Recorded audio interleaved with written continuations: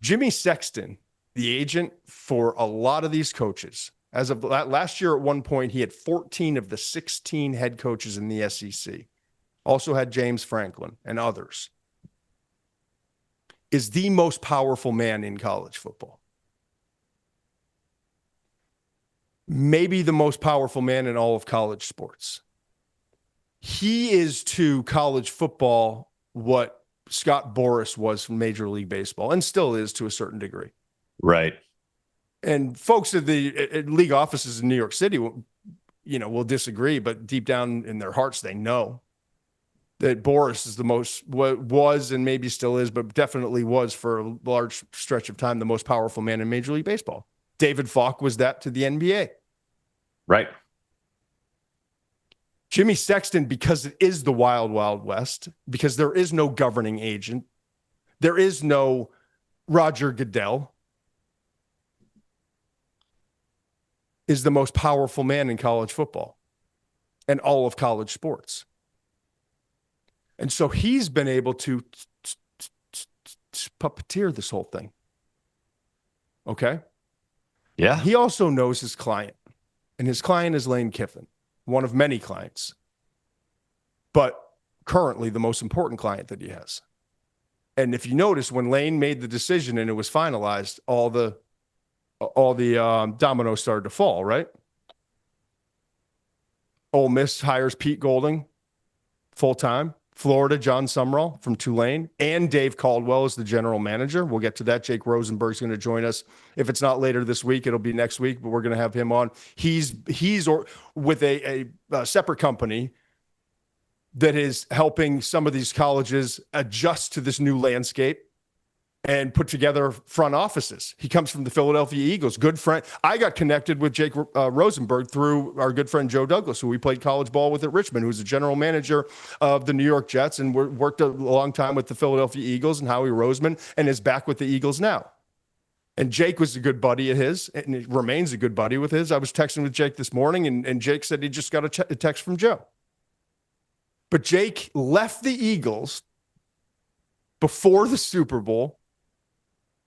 Unfortunately, he has regrets, but not really, to start this company to help schools adjust to the new landscape of NIL and transfer portal and everything going on. It's too much for a college football head coach, a guy who's been a high school coach and coaching ball, and now he gets a coordinator job at a college program, and now he's the head coach. I mean, there are very few that can control it even in the NFL, and even the ones that control it still have right-hand men. Like when Belichick in his best years had Pioli, right? Yeah. So to ask a college coach to handle all of this and essentially run an NFL franchise, it's too much responsibility. And honestly, the difference is in college from the NFL is, in the NFL, there's not recruiting. Your phone's not blowing up literally 24 hours a day, 7 days a week. In college, there is. And so Jake in this group has helped, and they're not the only ones helping, and certainly some programs have done it on their own. But Oklahoma has become one of the gold standards. I've talked to you about Jim Nagy, who was a good friend of ours, most recently, prior to taking the GM job at Oklahoma, was the executive director of the Senior Bowl. Well, he helped place that and place the foundation and the structure there in Norman, Oklahoma.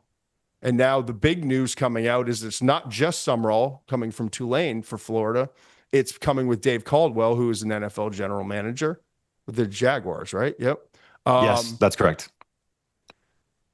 And that they're following that same lead of let's not just bring in a head coach in Sumrall, who's a great coach and program builder.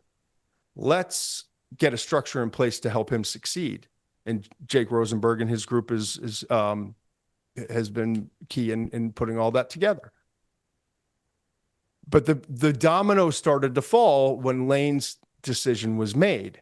And like I said, Ole Miss wisely, I don't know if he's going to be the long-term answer and provide the success that Lane Kiffin provided, but they're holding on to this literally once in a lifetime opportunity. If you're an Ole Miss fan, you know exactly what I'm talking about, to make a run at a national championship. And Pete Golding gives them the stability they need. And I'll get into Pete and the player reaction to that in a little bit. But all of a sudden, it's Golding at Ole Miss, Summerall at Florida, Alex Goldish, USF, going to Auburn. Auburn, yeah.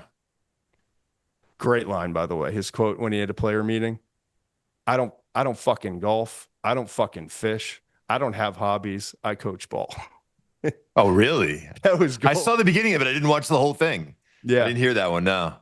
And also it's Arkansas, Ryan Silverfield coming in from Memphis, right? And the deal was already done, and I don't even think it's public knowledge or it hasn't been finalized, but there's a deal in place with Bob Chesney, JMU head coach, going to UCLA. You're right. Some smoke about Fitzgerald going to Michigan State too right now. That looks like that's going to happen. But my point is, who's behind all of that? Super agent. Your guy. Jimmy Sexton. The puppeteer. The puppeteer. And also, and I started this by saying his biggest client is Lane Kiffin. And Lane Kiffin wants to be the next Nick Saban.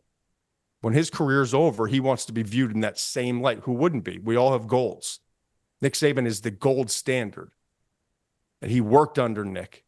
And he views, I took a lot of the elements of Nick that make him special, and I'm going to do it in my own way with this more aggressive, in-your-face, offensive-minded versus defensive-minded approach.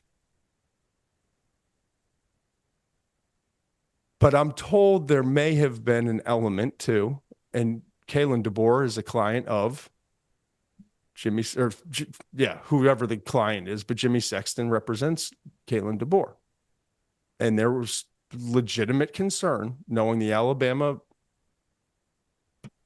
frenzy that occurs when it comes to the Iron Bowl, no different than Ryan Day winning all 1 million games and championships and everything else, but not beating Michigan.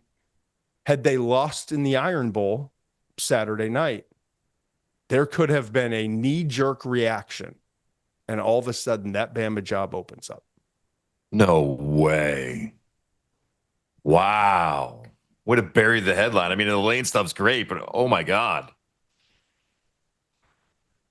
No one will ever admit this is true, so people are going to be, but there was an element. Let's wait and see. Let's see who's playing in the SEC championship game. Maybe it's us. Maybe it's Ole Miss. Maybe this will give me, there's more urgency. Because the college football playoff, we have weeks to adjust to it.